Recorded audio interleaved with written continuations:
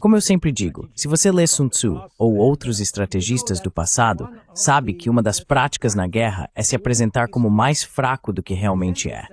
Agora, neste conflito, quem apresentou os russos como mais fracos do que são? O Ocidente. Então, os russos nem precisam fazer propaganda ou desinformação. Os europeus fizeram isso por eles.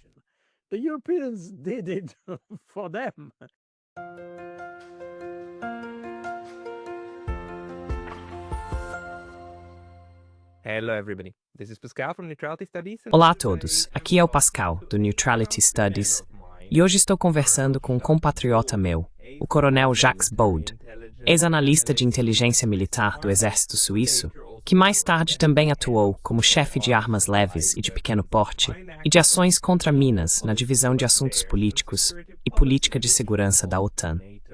Ele tem sido uma das vozes da razão em diversos canais no YouTube e em várias outras plataformas. Portanto, estou muito feliz por tê-lo comigo hoje. Coronel Baude, seja bem-vindo.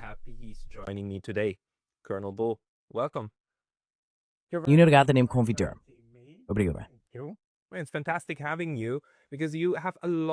É fantástico tê-lo aqui porque você tem anos de experiência, primeiro no exército suíço, depois também em relação à OTAN. Você trabalhou no ambiente europeu do pós-Guerra Fria. Eu queria saber como você vê agora esses últimos 3 anos desse espetáculo de horror que temos visto entre Ucrânia e Rússia, mas também o maior espetáculo de horror europeu.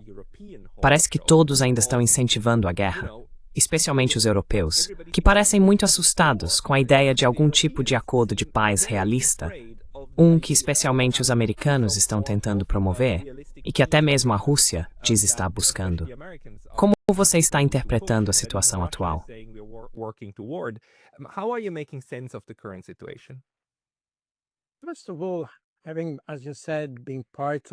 Antes de tudo, tendo, como você disse, feito parte do exército suíço por um tempo e trabalhado depois para o Ministério das Relações Exteriores, e tendo me envolvido em relações internacionais, e também, aliás, pelos meus estudos no Instituto de Altos Estudos Internacionais de Genebra, o que me chama a atenção é o desastre total da diplomacia, de modo geral. Em nível mundial, se posso colocar assim, incluindo os Estados e tudo mais, e em nível europeu, obviamente, com a Europa sendo incapaz, apesar de ter uma diplomacia institucional, de usá-la, ou não conseguindo usá-la, ou nem mesmo tendo as capacidades intelectuais para isso.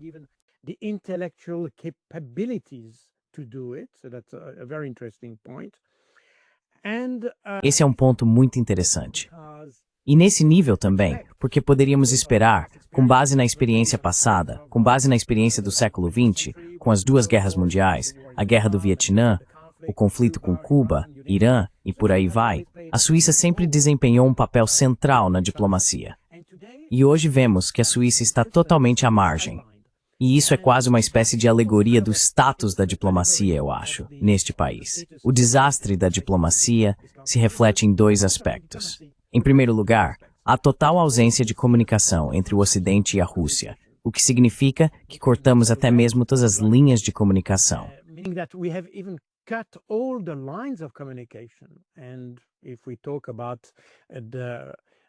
E se falarmos sobre o diálogo que foi retomado entre os Estados-Unidos e a Rússia nos últimos meses, trata-se principalmente de restabelecer essa linha de comunicação, em vez de discutir o conteúdo da paz em relação à Ucrânia. A primeira questão foi retomar ou restaurar a linha de comunicação, o que significa que essas linhas de comunicação foram drasticamente cortadas. Acho que isso é exatamente o oposto do que se esperaria da diplomacia. Tive envolvido with the events that has always been conflitos signs para ONU, por e no Oriente Médio.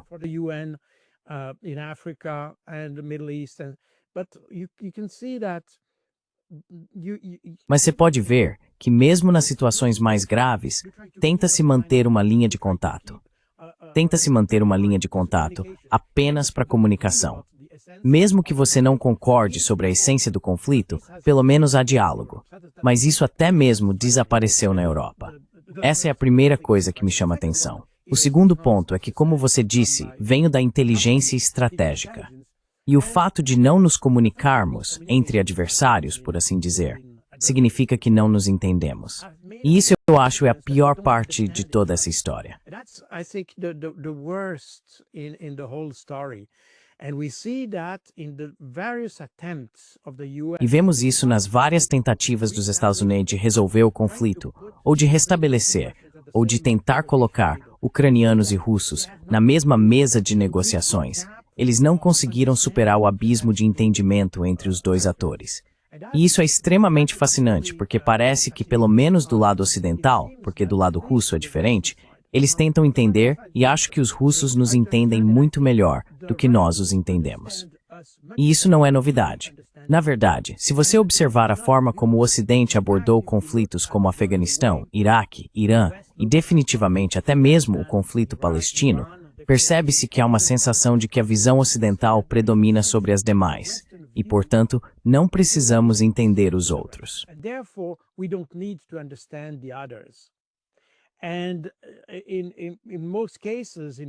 E na maioria dos casos, no passado, impusemos nossa paz de alguma forma, ou compramos nossa paz de certo modo.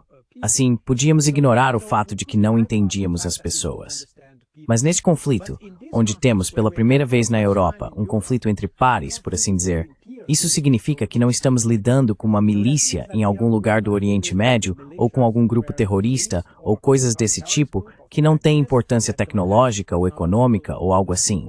Não, estamos falando de uma superpotência que está diante de nós. E, portanto, não podemos evitar, não podemos ignorar o problema de entendê-los. Mas ainda assim, nem sequer tentamos entendê-los. We don't even try to understand them.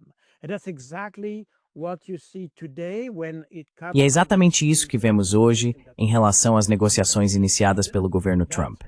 Agora temos um abismo entre os dois lados. E pessoas como Keith Kellogg também ainda não entenderam exatamente o que ou por que os russos estão na Ucrânia. E esse é o ponto-chave. Aliás, diplomacia também é sobre entender o inimigo, entender o adversário.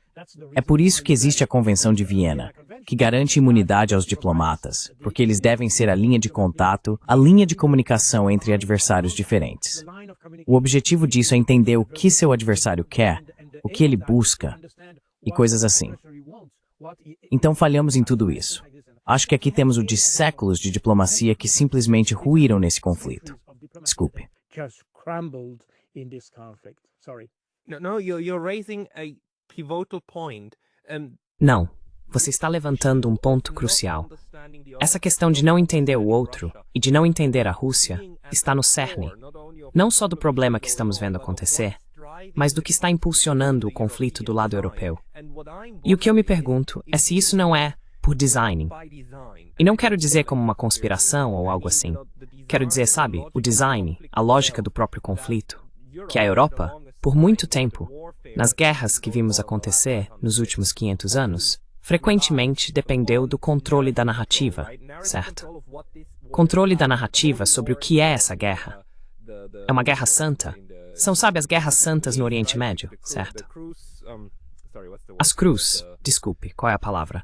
Quando os anglo-saxões e todos foram para a Terra Santa nas cruzadas, a Primeira Guerra Mundial, a Segunda Guerra Mundial, sabe, esse domínio da narrativa.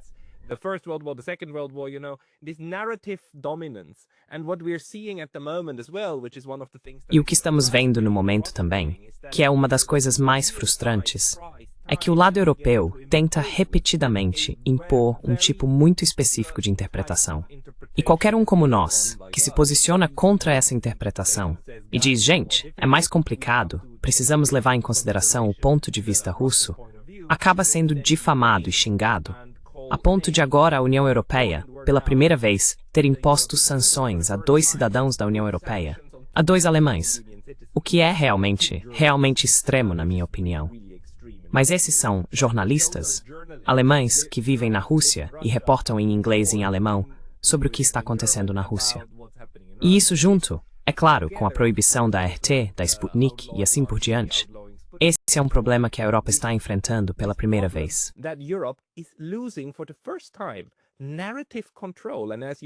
Controle da narrativa. E como você disse, é muito mais fácil impor isso no Afeganistão ou na Síria, porque ninguém entendia o que o Sr. Assad dizia mesmo, e ninguém escutava. Portanto, você pode dominar. E se você afirma que ele usou armas químicas para atacar civis inocentes, isso se torna um fato, mesmo que a OPAC e outros digam o contrário. Você pode abafar tudo isso. Mas desta vez, pela primeira vez, o controle da narrativa não está mais tão claro, não é? E a Rússia, na verdade, é muito habilidosa e entende. Vladimir Putin entende inglês e alemão. E os russos têm uma grande vantagem sobre os europeus. Mas tudo isso parece criar muita raiva dentro da Europa. Você também vê dessa forma? Inside Europe, do you also see it like that? The thing is, if you see my gray hair, A questão é a seguinte. Sabe, se você olhar para meus cabelos grisalhos, provavelmente sou um pouco mais velho que você e vivi durante a Guerra Fria. Durante a Guerra Fria, por exemplo, você podia comprar o Pravda ou a Literaturnaya Gazeta e todos esses jornais em qualquer banca de jornal no Ocidente, na Suíça, em Berna. Posso estar enganado, mas acho que até vi o Krasnaya Zvezda, que era o jornal militar do exército soviético na época, em bancas de jornal na Suíça. Então, durante a Guerra Fria, não tínhamos tanto medo de propaganda ou coisa parecida, porque os soviéticos, obviamente, também estavam interessados em fazer propaganda. Mas por que isso? Porque estávamos convencidos e confiantes de que nossa forma de pensar era correta. our way of thinking was the right one. And therefore, we didn't need to have any kind of E, portanto, não precisávamos de nenhum tipo de censura ou coisa parecida. Não tínhamos nada disso. Na verdade, os soviéticos tinham censura, mas nós não. Porque estávamos confiantes de que o que pensávamos era o certo. Quando você começa a implementar censura, isso significa que você não está tão confiante de que o que faz é correto. E essa é uma explicação trágica para isso. E você vê isso na Alemanha. Não é surpresa que os alemães apliquem censura e tudo mais. Porque, na verdade, este é o país onde as pessoas provavelmente mais questionam o envolvimento do governo na guerra da Ucrânia.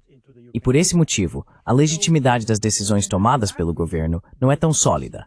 Portanto, é preciso censura. Agora, a informação funciona exatamente como um princípio darwiniano. information works exactly like a Darwinian principle. The good information at the end survives. A boa informação, no final das contas, sobrevive nesse sentido. Essa é a minha explicação, uma compreensão esquemática disso. Você não pode impor uma visão das coisas ad infinitum. Os soviéticos tentaram fazer isso e fracassaram. Agora estamos tentando fazer isso e também vai fracassar. Na verdade, o motivo pelo qual não estamos tão confiantes, pelo qual nossa posição não é muito sólida, é o fato de que tudo o que estamos testemunhando hoje na Ucrânia já havia sido descrito em relatórios anteriormente. Ou seja, de certa forma, algumas pessoas já tinham em mente o cenário que estamos vendo hoje. Portanto, a legitimidade do que a Ucrânia está fazendo hoje e do que fez no passado, aliás, porque sabemos, e acho que hoje isso é indiscutível, que o governo democraticamente eleito de Yanukovych foi deposto.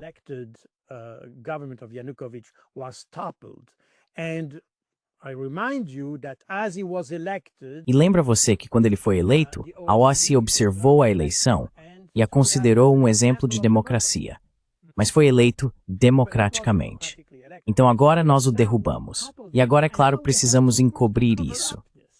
E então todas as decisões que foram tomadas desde então sobre o idioma, que foi basicamente a primeira decisão tomada pelo governo não eleito em 23 de fevereiro de 2014, e daí em diante, todas essas decisões foram ilegítimas e nós sabemos disso. E é por isso que precisamos de uma narrativa. E é por isso que a narrativa é tão importante. E ela se tornou ainda mais importante hoje quando se fala sobre a situação. Today, when you talk about the situation, I mean, if you compare the situation on the ground and what... Quero dizer, se você comparar a situação no terreno com o que é dito na mídia, vê uma discrepância total entre o que vemos, o avanço das forças armadas russas, e o otimismo de Emmanuel Macron, Keir Starmer, Friedrich Merz e outros, que acham que a vitória é possível. Você nem sabe o que seria essa vitória, mas tudo bem, eles dizem que é possível. E essa discrepância, na verdade, ameaça o apoio que damos à Ucrânia.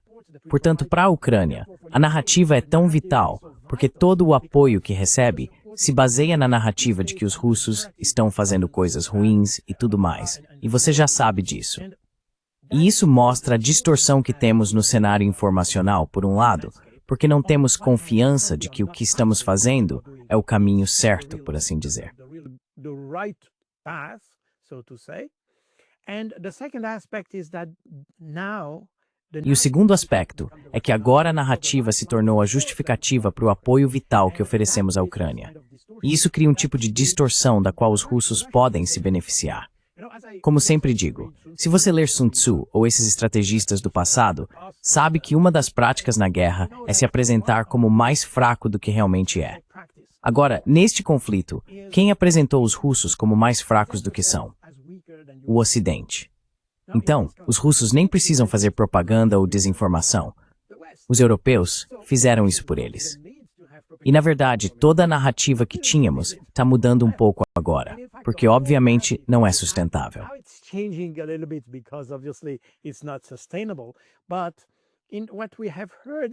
Mas o que ouvimos nos últimos 3 anos é que os russos eram fracos. Eles não tinham munição, não tinham tanques, não tinham oficiais, não tinham nada.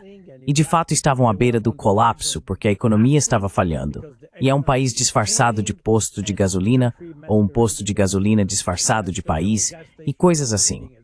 E hoje temos exatamente o oposto. Se você ouviu o discurso de Emmanuel Macron em 5 de março deste ano, ele disse que a principal ameaça para a França é a Rússia, porque eles estão preparados. Depois da Ucrânia, eles atacarão a Europa.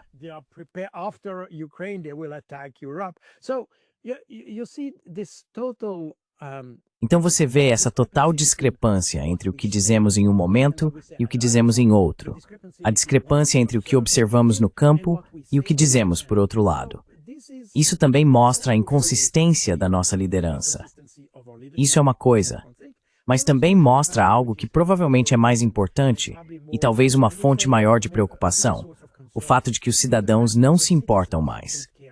E isso é algo, especialmente em países como a Suíça, que tem uma tradição democrática muito forte. Nós realmente não questionamos o governo. Nós realmente não questionamos mais.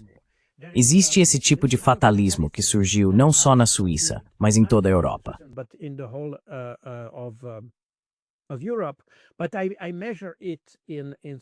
Mas eu considero isso na Suíça como algo mais dramático do que em outros países, porque estamos acostumados com a democracia.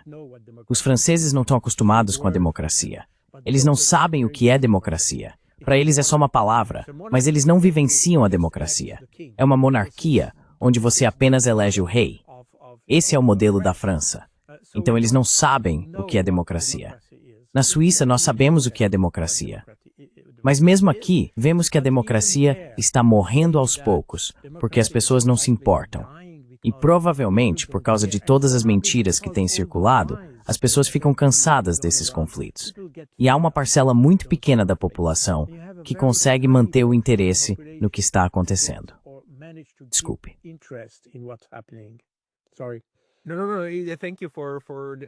Obrigado por esse excelente panorama.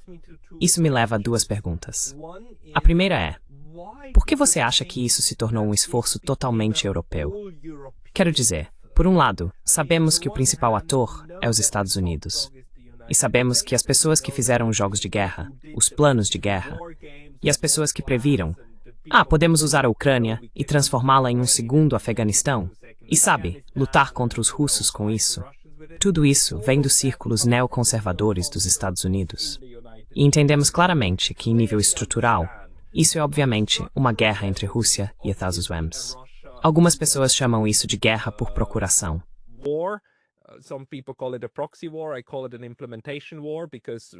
Eu chamo isso de uma guerra de implementação, porque a Ucrânia é o parceiro de implementação do lado ocidental. Mas agora os russos estão lutando entre si, certo? Esse é o nível estrutural. Mas os europeus acompanham isso e se tornaram mais santos do que o Papa ao impulsionar essa agenda. Apenas pouquíssimas entidades políticas europeias, como os húngaros e os eslovacos, dizem: não deveríamos fazer isso. Até mesmo os suíços estão envolvidos nisso, certo? Como sempre, a Europa está inserida em várias camadas e os suíços estão apenas em um nível diferente. Mas nós também estamos envolvidos nisso, pelo menos ideologicamente. Por que isso se tornou um fenômeno europeu como um todo? Why did it become a whole European phenomenon? And secondly, E em segundo lugar, o último ponto que você mencionou sobre o fatalismo. Você acha que isso é algo que aconteceu nos últimos 30 anos? Porque também existe essa demanda que surgiu, especialmente durante a Covid, mas já antes. Apenas confie no seu governo. Apenas confie. Queremos confiança e você deve confiar. E se você não confia no governo, então há algo errado com você. Essa ideia de questionamento crítico, algo que nos é ensinado nos livros escolares, foi completamente desligada nos últimos anos. De onde você acha que isso vem? Você poderia comentar sobre essas duas questões, Europa e confiança.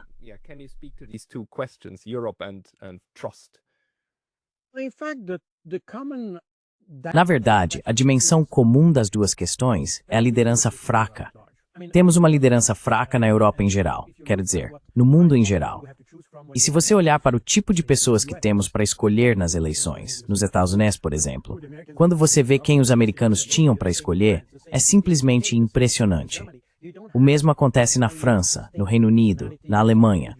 Você não tem personalidades muito distintas ou indivíduos com uma dimensão, digamos, psicológica ou política marcante. Você sempre tem pessoas que são basicamente insignificantes, intelectual, moral e politicamente.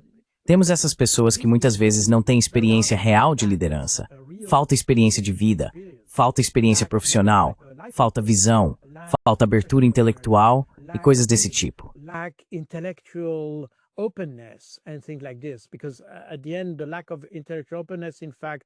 Porque no fim das contas, a falta de abertura intelectual é na verdade o resultado de todas as outras deficiências. Quando você está limitado, quando não consegue compreender o seu mundo, então você passa a focar em uma abordagem ideológica das coisas, porque essa é a sua solução. Esse provavelmente é o ponto em comum das suas duas perguntas. Mas, se eu começar pela primeira pergunta, obviamente, o alinhamento da Europa com os Estados Unidos não é, antes de tudo, totalmente surpreendente. Existem algumas dimensões institucionais que podem explicar isso, a OTAN sendo uma delas, e provavelmente outros aspectos que unem a Europa e os Estados Unidos. E nos últimos 30 anos, todas essas guerras que os Estados Unidos iniciaram, quero dizer, a Europa acompanhou.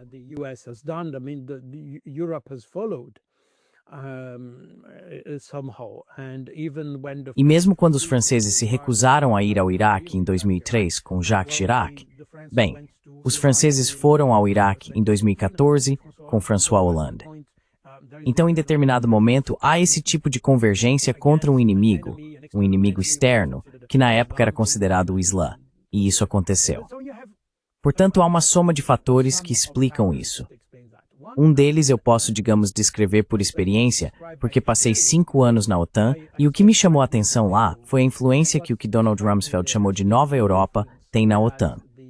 E na Europa, basicamente, havia aqueles países que aceitaram a ideia de ir à guerra no Iraque em 2003.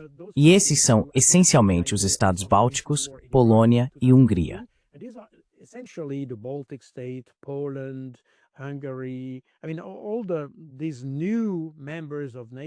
Quero dizer, todos esses novos membros da OTAN, de fato. E a velha Europa, sendo França e Alemanha, e todos aqueles que questionaram o propósito de ir à guerra no Iraque. E hoje temos essa divisão, e vemos a mesma divisão na União Europeia. Provavelmente está menos óbvia hoje porque há pessoas como Emmanuel Macron e outros que realmente não sabem para onde estão indo. Mas se você conversa com militares, pode perceber isso. E era o caso na OTAN, porque os militares são basicamente, essencialmente apolíticos, mesmo que sigam o que seus governos dizem. Mas quando você conversa em particular com militares, e como eu estava na OTAN, conversava com meus colegas que eram coronéis, e na OTAN esse é um nível muito alto.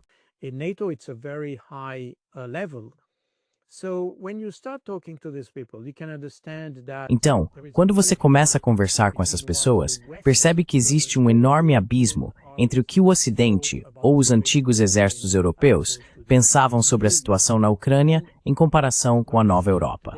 O que vemos hoje na Europa é a influência desses novos países europeus.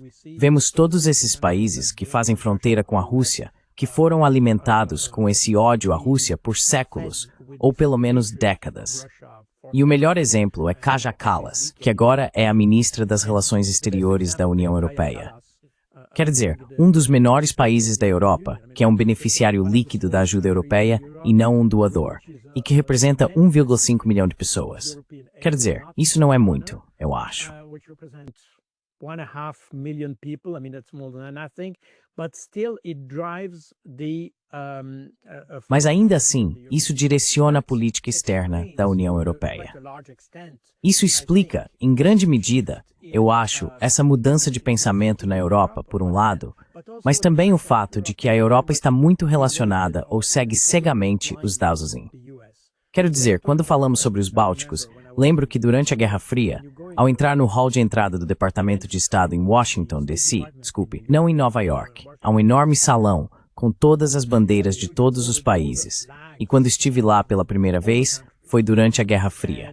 E você tinha, obviamente, todas as bandeiras dos países, obviamente, a União Soviética e assim por diante. Mas também havia 3 bandeiras, as bandeiras dos Estados Bálticos, porque os Estados-membros nunca reconheceram o fato de que eles foram incorporados à União Soviética.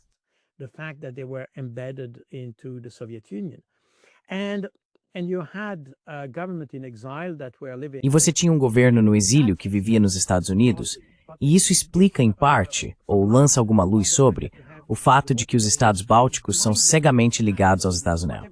Tudo que os Estados dizem seria como a Bíblia. Isso explica em parte esse tipo de alinhamento. Você também tem pessoas, quero dizer os alemães, depois da Segunda Guerra Mundial, mantiveram a sensação de que os Estados os salvaram da tirania e tudo mais. E você vê isso em muitos países. O mesmo acontece na Bélgica, por exemplo. É muito forte, é muito França, provavelmente um pouco menos. Mas na Bélgica é muito difícil criticar os Smalls. Eles mantêm uma imagem muito forte dos libertadores de 1945. Isso é extremamente vívido na memória coletiva do país.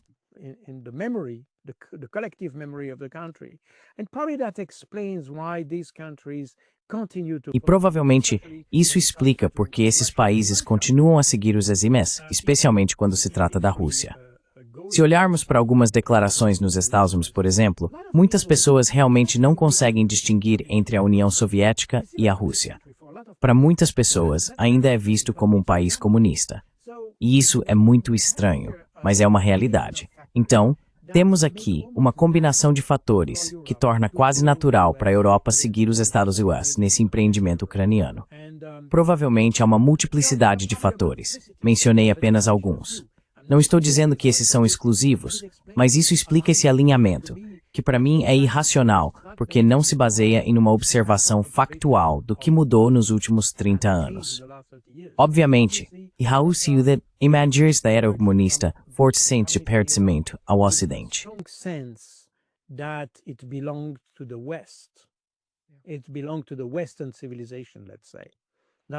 Ela pertencia à civilização ocidental, digamos assim. Não ao Ocidente, mas à civilização ocidental. E fez muitas tentativas de se juntar à comunidade ocidental.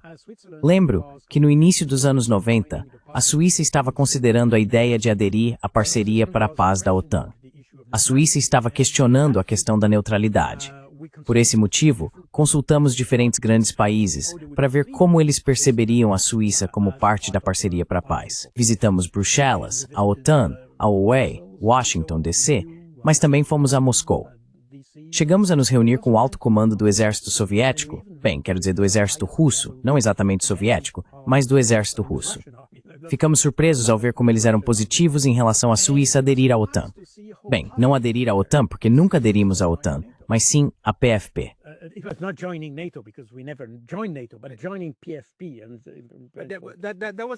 Foi nessa época que os russos também decidiram que a PFP era viável para eles. Eles também queriam aderir. Absolutamente. Todos queriam entrar na PFP porque acreditavam que era um bom marco para construir a casa europeia comum.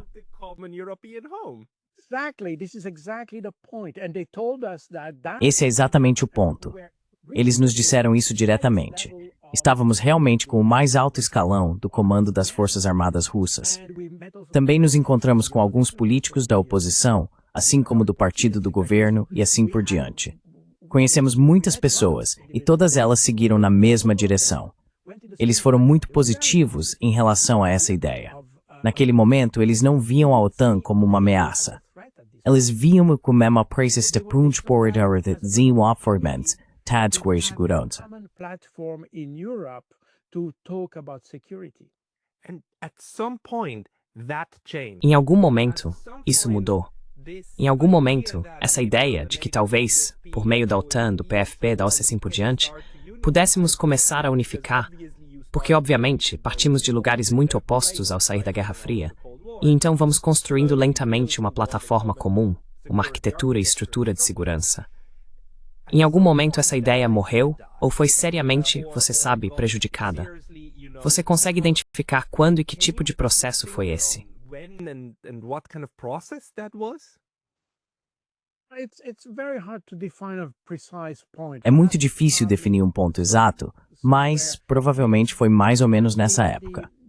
Quero dizer, a questão é que quando a OTAN começou a considerar a ampliação, especialmente com a integração dos países bálticos e tudo mais, a narrativa desses países era de se proteger da Rússia.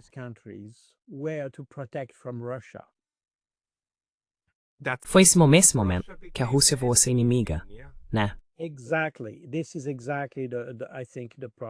Exatamente.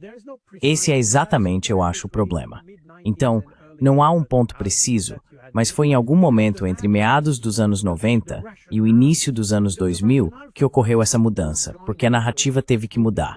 Porque a justificativa para a Rússia entrar na OTAN seria ter essa casa comum que o Gorbachev queria. Mas para a nova Europa, isso era uma forma de se proteger contra a Rússia.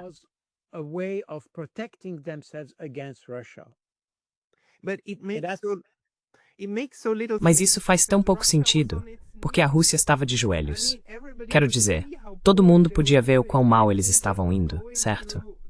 Eles estavam passando por tempos horríveis nos anos 1990, e todo mundo sabia disso. E os próprios russos diziam, não queremos mais isso. Queremos ocidentalizar a Rússia. E mesmo assim, a ideia persistia. E deve ser novamente algo irracional. Deve ser uma ideia emocional entre os estados, talvez especialmente entre aqueles que sofreram sob a Rússia, de que não podemos confiar neles. Precisamos garantir que, você sabe, nos unamos enquanto podemos, enquanto eles estão fracos. Quero dizer, como você.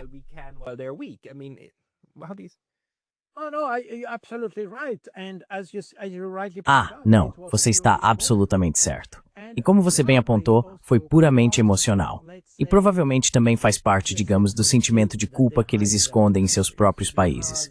Porque veja, no fim das contas, eu vi na TV francesa pessoas dizendo que estonianos e letões sofreram com a KGB. Mas a KGB na Letônia era uma KGB letã.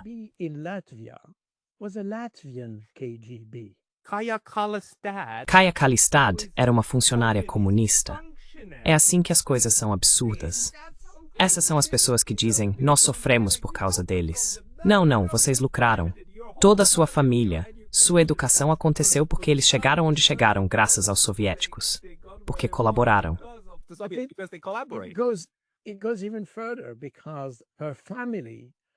Vai ainda mais longe, porque a família dela, quero dizer, a família estendida, antes de ser comunista, na verdade era pró-nazista.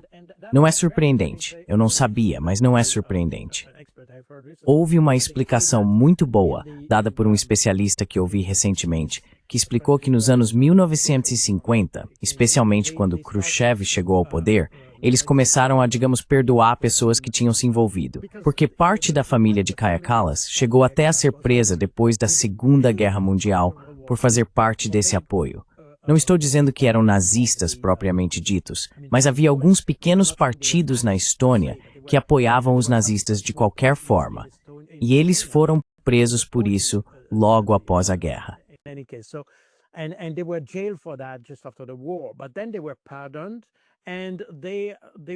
Mas então eles foram perdoados e, de fato, foram pressionados a entrar no Partido Comunista. Mas o interessante é que em todos esses países, a KGB era local. Eles falavam estoniano no partido de Riga, em Tallinn e assim por diante. Eles falavam sua língua local, nem sequer russo. Se você lê os jornais e documentos da KGB daquela época, eles estavam escritos tanto em russo quanto em estoniano, letão ou lituano. Então, de certa forma, há um sentimento de culpa por isso. Eles oprimiram o próprio povo, na verdade. in fact. And you may or may not know that E você pode ou não saber que a filiação ao Partido Comunista era mais forte nesses países. Na Rússia Soviética, provavelmente havia no máximo algo em torno de 5% da população que eram membros do Partido Comunista. Mas se você for para aqueles estados bálticos, esse número chegava a 20% ou algo assim. Eles provavelmente tinham esse sentimento de culpa que os fazia focar nisso. E isso não é muito diferente do que se viu na França logo após a guerra, onde as pessoas, por terem um forte sentimento de culpa, enfatizavam o papel do inimigo. A culpa é do outro, não minha.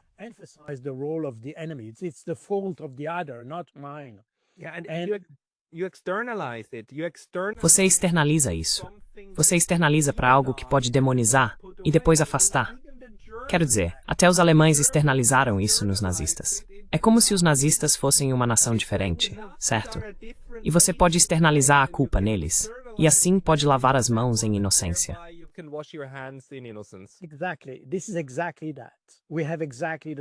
Exatamente. É exatamente isso. Temos exatamente o mesmo processo. É assim que eu entendo. Então é algo essencialmente emocional, mas existe um senso de como doutrinar as pessoas. Você elimina essa culpa que existia durante as guerras mundiais e antes da Primeira Guerra Mundial. Porque todos esses países, e isso de fato é mostrado nas tradições que mantêm, quer dizer, eles ainda celebram os alemães e coisas assim, e a participação na Wehrmacht ou nas divisões da SS, Waffen-SS. Então essas pessoas são celebradas, assim como no Canadá, porque no Canadá você tem, na verdade foi até um plano secreto dos britânicos enviar esses ucranianos da SS para o Canadá, porque queriam usá-los mais tarde para desestabilizar a Ucrânia. E isso foi revelado há alguns anos.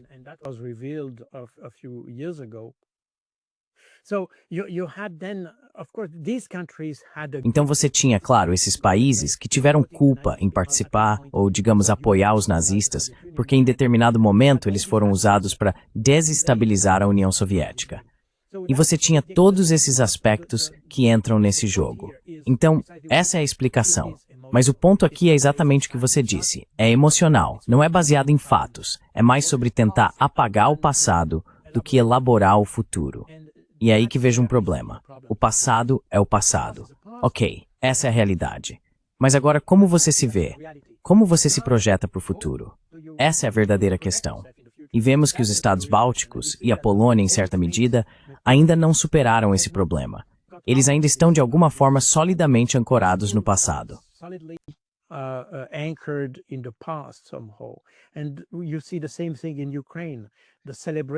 E você vê a mesma coisa na Ucrânia. A celebração de Stepan Bandera e tudo isso mostra que o passado desempenha um papel enorme na compreensão do conflito. O passado recente, não o passado distante, mas o passado recente até a Segunda Guerra Mundial. Isso dá um tom de emocionalidade ao conflito, que, na minha opinião, do ponto de vista geopolítico, deveria ser abandonado. Não devemos esquecer o passado, mas devemos entender o que faz parte do passado e o que faz parte do futuro. E é isso que sinto um pouco de falta nesses países que não estão diretamente envolvidos no conflito. Como já disse muitas vezes, se eu fosse ucraniano, lutaria como um ucraniano. If I were Ukrainian, I would fight as a Ukrainian. If I were Russian, I would fight as a Russian.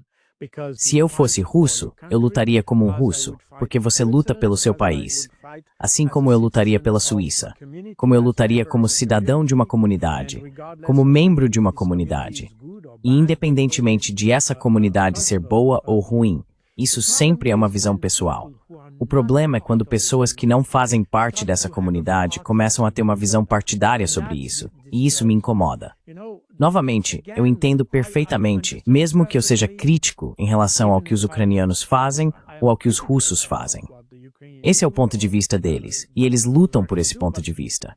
E eu acho que, de certa forma, consigo entender isso.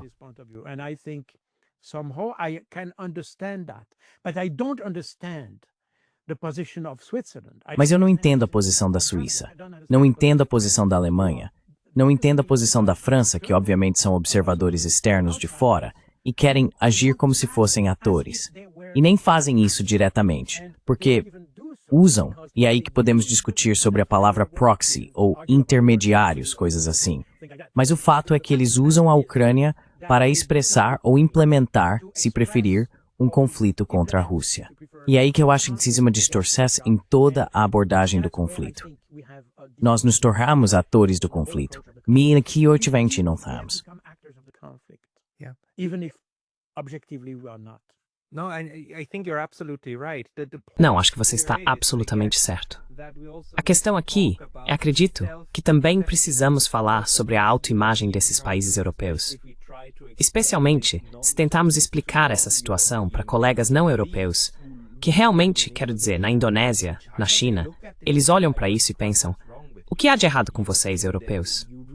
Quero dizer, vocês realmente precisam de uma explicação aqui. Mas a autoimagem, e a Suíça é um ponto. Mas se você observar o debate, como ele acontece na Alemanha, os alemães ainda veem o apoio à Ucrânia não apenas como uma oposição à Rússia, mas como uma forma de punir a Rússia. Porque não devemos recompensar a Rússia. Because we must not reward Russia. Russia cannot be rewarded with A Rússia não pode ser recompensada com territórios no leste, certo? Caso contrário, a criança pequena não aprenderá a lição. Então nós, os adultos, precisamos ensinar uma lição à criança russa, certo? Isso coloca você nessa posição de árbitro, o árbitro da verdade, o árbitro do bem contra o mal, e assim por diante. E é assim que até agora as pessoas ainda se veem. E os suíços, em um nível mais baixo, nós costumávamos ter um firewall, sabe? E nosso firewall, para não cometer esse erro, era nossa neutralidade. Mas também erodimos essa neutralidade e agora rompemos o firewall ao nos alinharmos ideologicamente com um dos dois campos. Como você vê isso?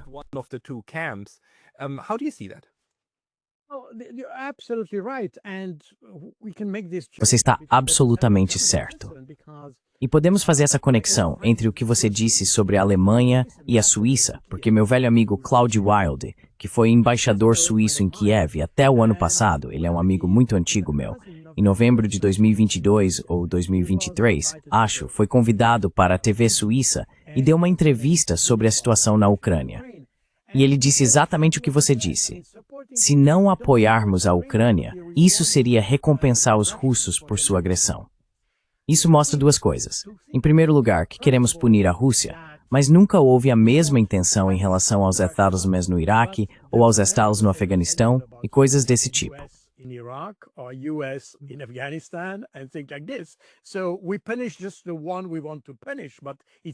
Então, nós punimos apenas aqueles que queremos punir, mas não se trata de implementar o direito internacional.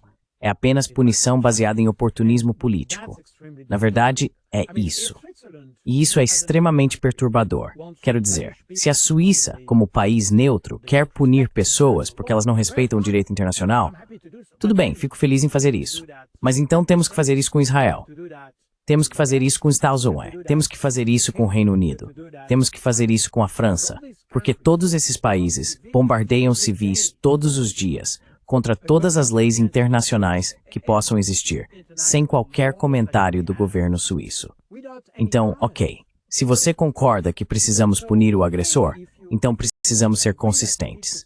Esse é o primeiro ponto.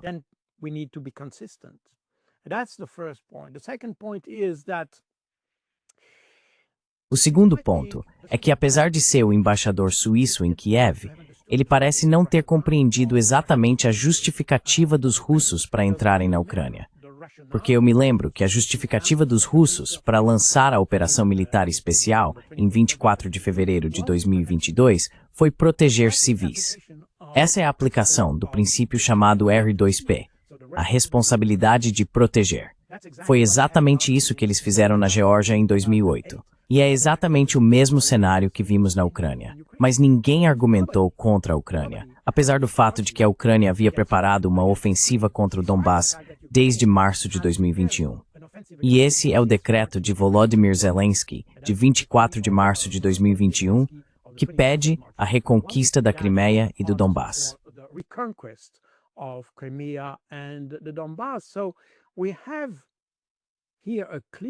Então temos aqui uma indicação clara de que algo foi preparado pelos ucranianos. E o que vimos por parte dos russos, se foi bom ou ruim, se foi uma boa decisão ou uma má decisão, Podemos discutir sobre isso.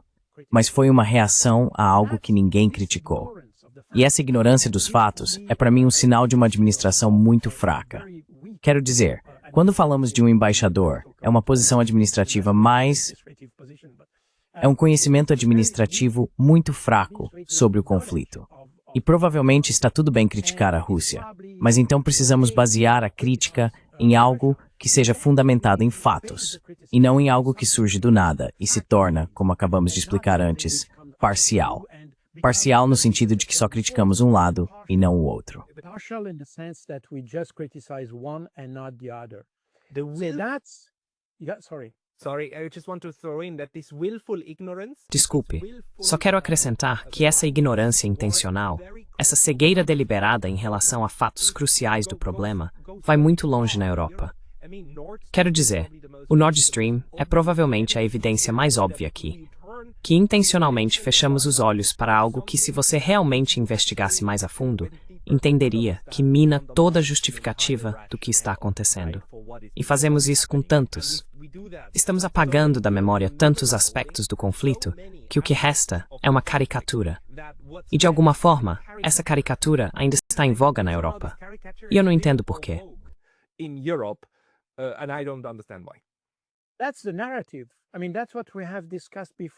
Essa é a narrativa. Quero dizer, é isso que discutimos antes sob o rótulo de narrativa. Estamos exatamente nisso. O problema é que, então, é claro, países como a Alemanha e França nunca foram neutros. Então, ok, eles podem tomar partido. Os Estados Unidos são um aliado da OTAN. E, portanto, você tem uma aliança. E provavelmente, mesmo que a aliança nunca tenha se envolvido como aliança no conflito ucraniano propriamente dito, ainda assim, eles são aliados e você pode dizer que existem alguns laços. O problema é quando você fala sobre a Suíça. Por que isso? Não estamos ligados aos outros. Não temos relações institucionais que, digamos, justifiquem o fato de tomarmos partido. E na mesma entrevista com Claude Wilde, foi em novembro de 2022, acho, ele disse, não somos neutros no conflito. A Suíça não é neutra no conflito, mas aplicamos a lei da neutralidade.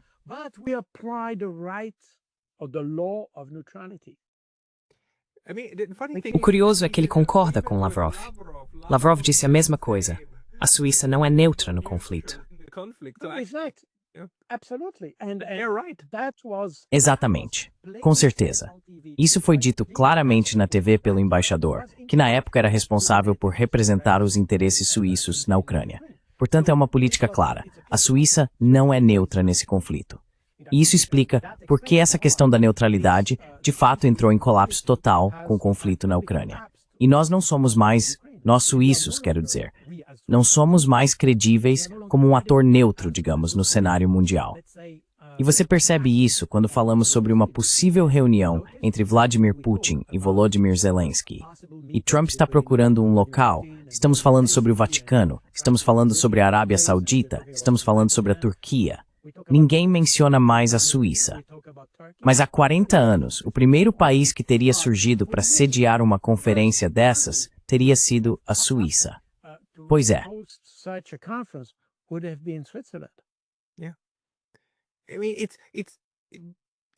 Quero dizer, é absolutamente lógico.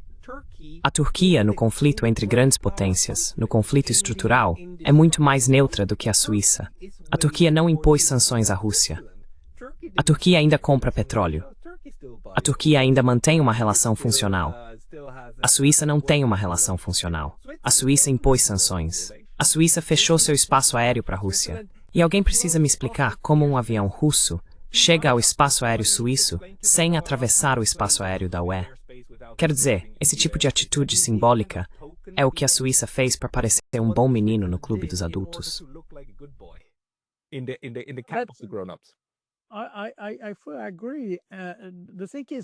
Concordo plenamente. A questão é que a Turquia desempenhou um papel muito interessante porque foi dura tanto com os russos quanto com os ucranianos. Quero dizer, eles foram duros dos dois lados, por assim dizer. Mantém uma abordagem equilibrada, mas desequilibrada ao mesmo tempo. Enquanto a Suíça, como você bem disse, definitivamente escolheu um lado. E por que a Suíça deveria fazer isso? Quero dizer, ela poderia simplesmente ter ficado em silêncio.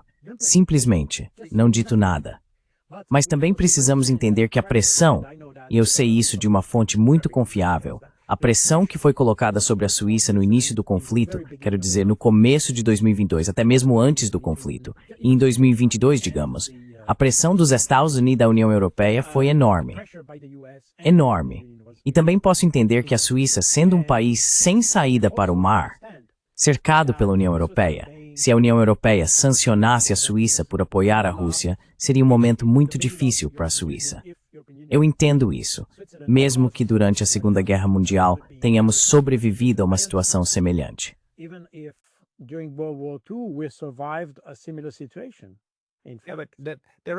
A coisa racional a se fazer nessa situação é usar o discurso de pressão para explicar para ambos os lados por que você não pode fazer tudo o que eles querem que você faça.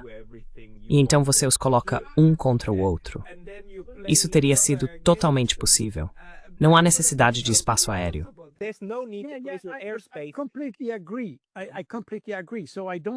Concordo totalmente. Concordo totalmente. Então não uso a pressão que mencionei antes como desculpa. Quero dizer, isso é uma explicação, mas não é uma desculpa. Porque obviamente o papel da diplomacia é justamente, e há algo que esquecemos um pouco em nossa neutralidade na Europa.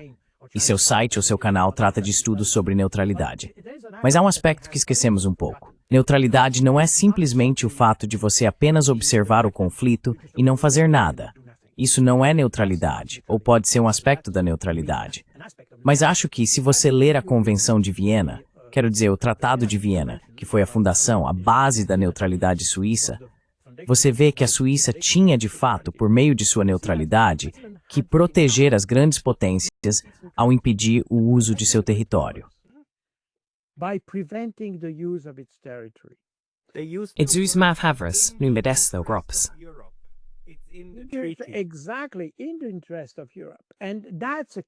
Exatamente. No interesse da Europa. E esse é um ponto fundamental. Neutralidade não é simplesmente o fato de se retirar e apenas sentar e observar o conflito. Mas como você pode ser útil? Quero dizer, hoje provavelmente não se trata mais de uma questão de território ou coisas assim, mesmo que possamos mencionar o espaço aéreo, mas é uma parte muito pequena na Europa. Então território não é tanto problema. Mas como podemos ser úteis? Essa neutralidade precisa ser útil para os diferentes lados do conflito. E o papel da Suíça, e é exatamente isso que está faltando hoje, a neutralidade poderia fornecer parte de uma saída para o conflito, ajudar a sediar negociações, ser um ator ativo da diplomacia e uma diplomacia construtiva no sentido de construir um acordo entre as duas partes.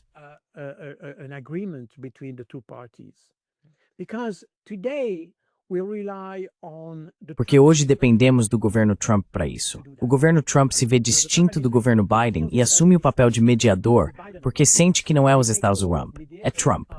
Então a guerra na Ucrânia foi a guerra de Biden e a paz será a paz de Trump. Essa é, em essência, a ideia. Mas se tivéssemos outro modelo, onde a paz pudesse ser uma paz suíça, mantendo a neutralidade e explicando aos nossos parceiros que não queremos apoiar ninguém, justamente para oferecer uma saída, caso seja necessário negociar. Porque hoje a Europa não tem nenhuma.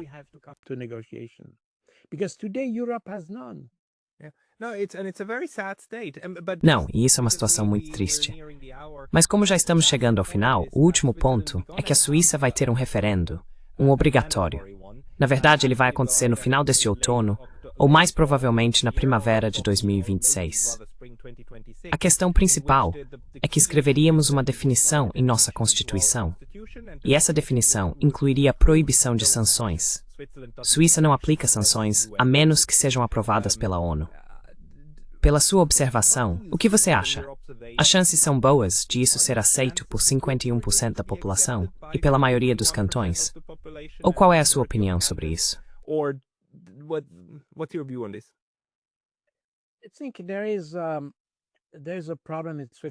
Acho que há um problema na Suíça, pois não tenho certeza se as pessoas entendem o que está em jogo aqui. Sabe, eu percebi, e se você ler os relatórios de política de segurança que temos regularmente na Suíça, incluindo o relatório sobre a situação de segurança da Suíça, que é publicado todos os anos pelo Serviço de Inteligência Suíço, você pode notar que anteriormente sempre falávamos sobre a ordem internacional baseada na lei. Essa expressão desapareceu completamente desses relatórios. E hoje fala-se em ordem internacional baseada em regras. Leia os relatórios mais recentes. É impressionante. E ninguém fala sobre isso. Quero dizer, não vi nenhum debate sobre isso na Suíça.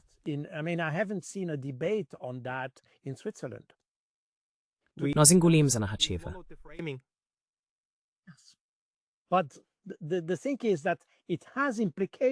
Mas a questão é que isso tem implicações. E as implicações são exatamente o que você está mencionando sobre as sanções, por exemplo. Porque, de acordo com o direito internacional, o único órgão que tem o direito de impor sanções, de fato, é o Conselho de Segurança das Nações Unidas. Este é o único órgão que, legalmente, segundo o direito internacional, tem esse direito. Por uma razão simples. Na Carta, está consagrada a questão de não interferir nos assuntos internos dos Estados. Este é o documento legal mais importante e as sanções, na verdade, têm como objetivo influenciar a política interna dos Estados.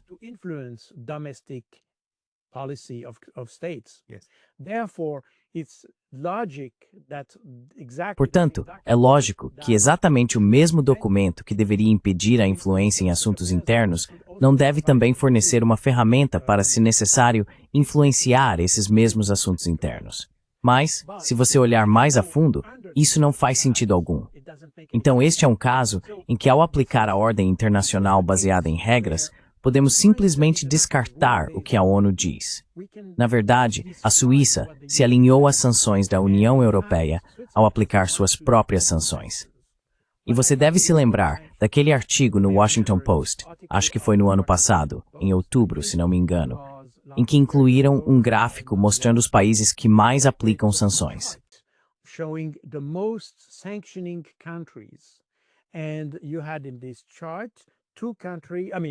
E nesse gráfico você tinha dois países, quer dizer, havia vários países. Os dois primeiros eram os Estados Unidos e a Suíça. Somos o segundo país que mais impõe sanções no mundo, embora sejamos neutros, embora tenhamos prometido não influenciar os assuntos internos de outros países, e as sanções são projetadas para isso. Então temos aqui um problema essencial na Suíça. Essas questões não foram debatidas. Não tenho certeza se as pessoas entendem o papel dessas sanções e quais são as implicações para nosso relacionamento com o direito internacional. E isso, eu acho, é um aspecto fundamental que ninguém realmente trouxe à tona na discussão na Suíça.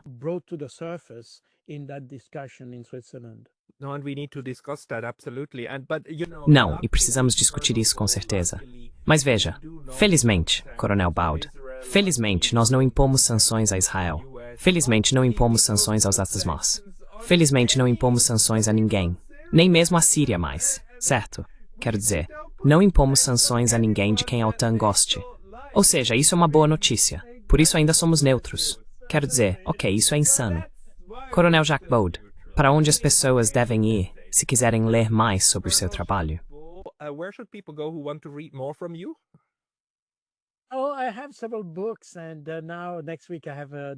Eu tenho vários livros, e na próxima semana meu livro mais recente será publicado. Todos os meus livros estão disponíveis na Amazon e em boas livrarias. O próximo é sobre as guerras secretas na Ucrânia, que trata bastante dessa guerra de influência que está acontecendo em relação à Ucrânia. Eu não tenho um canal no YouTube nem nada do tipo, porque não tenho tempo suficiente para isso. Mas sou convidado em vários canais e fico feliz em contribuir para, digamos, Imormad do Terrorist Halifor.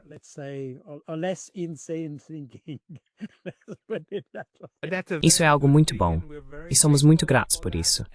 Espero que possamos discutir seu livro quando você terminar sua turnê e falar sobre ele com mais detalhes. Ficarei feliz em apresentá-lo a todos.